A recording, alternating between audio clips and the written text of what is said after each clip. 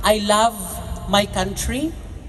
I love Philippines and I'm proud of being a Filipino. Kaya I am here to support him. Kay during his time, di ba, iwan ko sa inyo kung nakikita nyo ang pagbabago sa Pilipinas nung siya'y nakaupo sa Pilipinas. Di ba? Ako to be honest, German citizen ako, pero pag grabe yung puso ko, kasi I am so proud, kasi pislat akong ilong ba? Kanang Bisaya, Jod. Mo nang proud kay ko nga kanang grabe nga nakalingkod si tatay sa akong generation. Di pa sa taon ko tiguang, bata-bata pa, pero sa akong generation, he is the best president, Jod, nga nilingkod sa toang nasod sa ating bayan. Sorry na Bisaya ko na naman. Hoy, magreklamo kayo kung magbinisaya ako. Kasi parang ha? O kaya kasi nahirapan ako sa kalisod magtagalog eh. Tika ba tong cellphone ko dahil matunimbang man talaga to siya, oy? O ayan, okay na. Magbisaya, wag naman tayong magbisaya puro kasi makaintindi ang tanan ba? O dapat aking panikamutan talaga dahil na magtagalog ako dahil. Kasi kahit na nagkasapit-sapit yung dila ko sa Tagalog, panikamutan ko para masabtan nating lahat. Ha? Kay kawawa naman yung hindi makasabot, yung nagnganga lang kayo dyan. Ako nga dito nagnganga, pero yung iba hindi nakasabot, kawawa naman dahil. No, di ba? So bakit kayo pumunta man dito, be? Ha? Napag-sure mo din na, dahil. Ayaw si taon kung yung ko anak. Di ba? Kay grabe inyong pagmahal o pagsuporta ni tatay. Unya ka nang, di ka mo mapulaan. Bantay bitaw ng mga naunga, ha? Mo nang musuli jud tag-suporta ni tatay. Hopefully puhuno nga kanang ha? Hanggang sa dulo talaga dahil walang iwanan. Kasi kung may inumpisahan tayo, dapat natin talagang tapusin. O, di ba? Kasi hindi yan maganda kung may inumpisahan ka tapos hindi mo tinapos. Magnganga. Hindi yan hindi yan mabuting gawain dahil. Ha? So shout out sa inyong lahat dahil pang singgit sa unsay singgit na to. Ano ang isisigaw natin?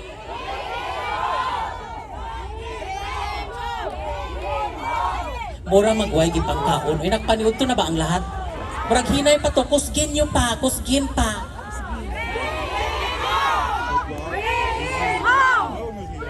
Ayaw dyan mamudang ha kung di maabot ang atong mga VIP. Kasi isinggit pa mo din ha, kay murag nahudlan akong ipang yawit dire. Bring him home! Bring him home! Bring him home! Bring him home! O diba? Grabe jud yung mga singgit na feel na ako. Murag hingkurog akong dughan dahil nakadungog sa inyong singgit dahil. Grabe jud ka nang makuan bitaw na ako no ang pagmahal ninyo ba natong tanan ni tatay. As in maka-overwhelm mo na ako no. I am so proud jud no. To be honest ha kay kanang akong trabaho usa ko nga magtutugpo og eroplano. Usa ko tighangga bugotot sa mga pasahero.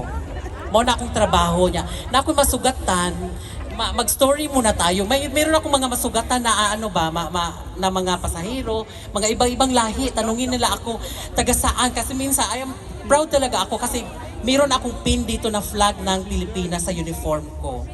Kasi proud talaga ako. Tapos yung iba malalaman siya, "Uy, Philippine flag," or yung iba magtatanong kung taga saan ka. Tapos pag magsabi ako, "I'm from the Philippines." Tapos tanungin talaga nila, "Duterte."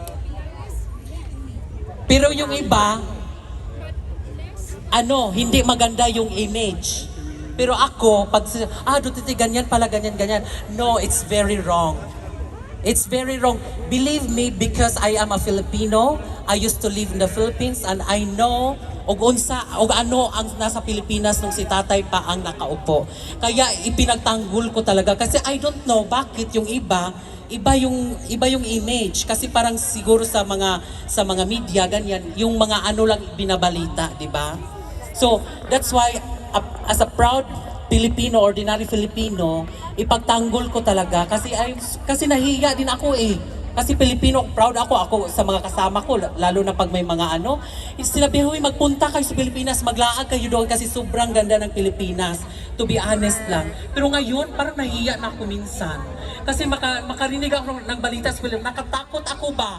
Kasi pag magpunta ng Pilipinas, ganun pa talaga masugatan nila, ganyan-ganyan pala. Tapos nakakahiya, tapos ako pa yung nag-invite. Uy, sa Aring Kingking, sabi niya, ganyan-ganyan daw. Pero ganito pala sa Pilipinas, marami ng mga kababalaghan. Di ba nakakahiya naman sa Filipino? Kaya, ipagpatuloy natin na sana yung next na makaupo sa ating bayan, yung totoo talagang nagsiservisyo. At alam naman natin kung sino, di ba? Sino nga pwede isigaw natin?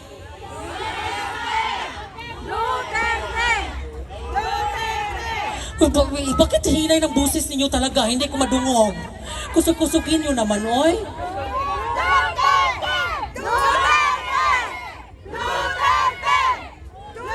Hoy, bantay bitaw ha. Sige, singgit-singgit tinahaw niya. Kakuan da ito, wa da ito. Dapat magpakatuo, totoo tayo.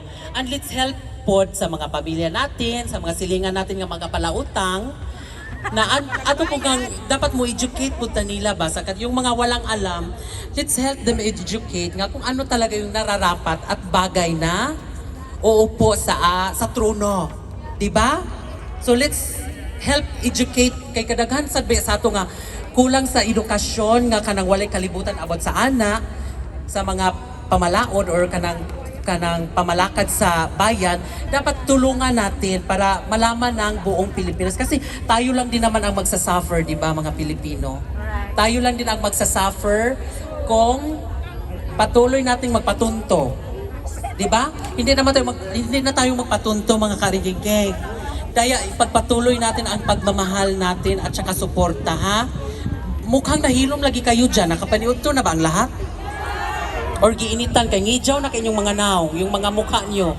Nagkusmod na yung mga mukha nyo ay. Katawa naman kayo dyan. Uy, kasi pag nakita ko mga mukha nyo, nagkusmod na din ako dito.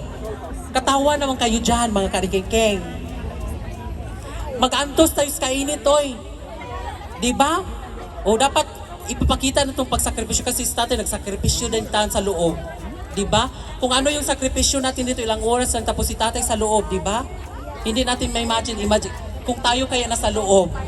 Kaya agwantahin na lang muna natin yung sacrifices natin ngayon. At saka thank you, na-appreciate talaga nating lahat yung pagmamahal at pagsuporta nyo. Nandito kayo kahit mainit ang kanang panahon ba. Kahit gipanungot na yung mga bugan nyo. Kahit nanimahon na yung inununan yung mga bugan nyo. Pero pagpatuloy pa din, di ba? Ako din, uy, gisingot na yung bugan ko. Sa totoo lang. Uy, pero actually, gustuhin ko talagang magstay dito until the end of the show, of the event. Kasi gusto ko talaga makita kayong lahat. Tapos yung mga ano natin dito, no? Pero kailangan ko kasing umuwi sa aming probinsya, sa aming bukid. Kasi meron akong kuan mamaya. Kasi yung trabaho ko, meron kaming mga on-call, ganyan-ganyan. Kasi pag may magkalibanga, ako yung tatawagan. Baka may magkalibanga akong kauban ba, kasama. Pagkatawagan ako, tapos nandito ako. Naku, baka tingkagul pa ako. Baka maglata ako ng bato dito, magdungag ako ng bahas. Kaya kailangan kong uuwi ng maaga. Kasi baka magtawagan ako. Tumawag kasi ako kanina, huy, pwede ba talaga? Kasi isa to sa pinaka-importanting event sa kinabuhi ko. Kahit bigyan nyo ako sa next week ng 3 araw na on-call duty, pero hindi kasi balaod na yun sa amin eh. Kaya kailangan ko talagang umuwi. Kaya hindi na ako magtagal. At saka, huy, magpapasalamat naman tayo sa mga nag-organize dito. Uy, kasi kung wala sila, walang ganito. Kaya let's give them a round of applause at bilang pasasalamat sa kanilang lahat na nag-organize nitong mga event dito. Kaya give credit talaga sa kanilang lahat. Kasi kung wala sila, magnganga tayo. Walang event na ganito. Kaya thank you sa lahat mga nag-organize dito. Sa likod nga na nandito sa likod ng trapal na ito, magpapasalamat talaga tayo sa kanila. Kasi kung wala sila, wala. Mingaw. Nga. Kaya thank you so much, mga ate at kuya. Thank you so much. Thank you, ate, for this wonderful event nga kanang nagpapa-unite sa ating lahat mga Filipino. 'Di ba? Kasi grabe yung unity natin talaga na Na-amaze ako sa mga ano ninyo kasi nung pagpunta ko dito ba, galing tayo ng iba't ibang bahagi ng Europa. Iba't ibang bahagi ng Europa. Hindi tayo magkakilala personally pero nagkita tayo dito para na tayo nagkakilala since birth na kasi yung ano ba, nagka-unite tayo sa pangyayaring ito. 'Di ba? Siguro maano ko din, masabi ko din sa sarili ko ba nga, siguro everything happens for a reason naman, 'di ba? Everything happens for a reason. Siguro may rason ito bakit nangyari itong lahat. No? Siguro isa na dito sa reason na tingnan niyo nagkaano tayo, naghiusa tayo, ano ba yung naghiusa sa Tagalog dai? Nagkaisa tayong lahat, 'di ba? Nang dahil sa ganito nagkaisa tayong lahat. Tapos thank you dahil sa inyong lahat na nagkaisa tayo tapos sobrang babait ninyo. Sobrang babait talaga. Thank you ate. God bless ha. Ingat kayo palagi. Tapos mag-picture taron. Okay. Tika muna, binigyan ako ni Pinoy in Holland o kanang kasi naughan na yung tutunlan ko. Hindi din pala madaling magyawit-yawit dito. Thank you Pinoy in Holland. You're so very kind. Thank you ha. Sige. Ang susunod nating payawyawin dito, kasi ipahuway ko muna ang tutunlan ko. Ang susunod nating payawyawin dito, si Vixie Film. Ha? O dito na, magkat-cut na ka dito. Lahumin mo na tong microphone. Tubusin mo ako. Gusto niyo ba makita ako nagrampa naka-high heels? Gusto niyo nga naka-high heels ako rarampa? Ako, bahala, nagmaligid, mga ligid tayo dito, no? Pero ako'y rarampa talaga para sa inyo. Di bali nang maligid sa ringking sa totoo lang, no? Hindi nyo lang nakita yung mga behind the scenes sa mga rampa kung naka-heels ako. Palagi na ako naligid, natapilok. Pero, kinaya ko dahil kayong lahat ang nagbigay ng inspirasyon sa pagpatuloy ng pagbigay ng happiness sa inyong lahat.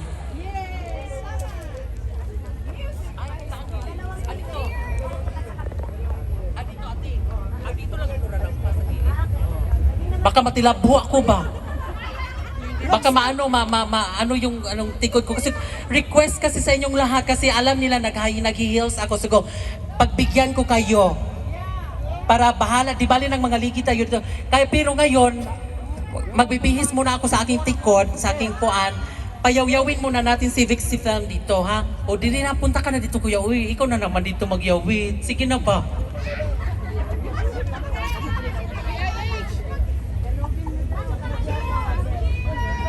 Cheers day, salamat sa kanang usam rin mag-ihi sa lipanti lagi ni day.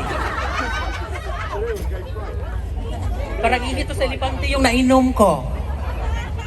Sino naman ang mga susunod anuhin ko? Oy, payawyawin ko dito. Oy, magigibihis mo na ako sa high heel ko. Kung hindi na ako maglakaw-lakaw dito sa skills, baka matila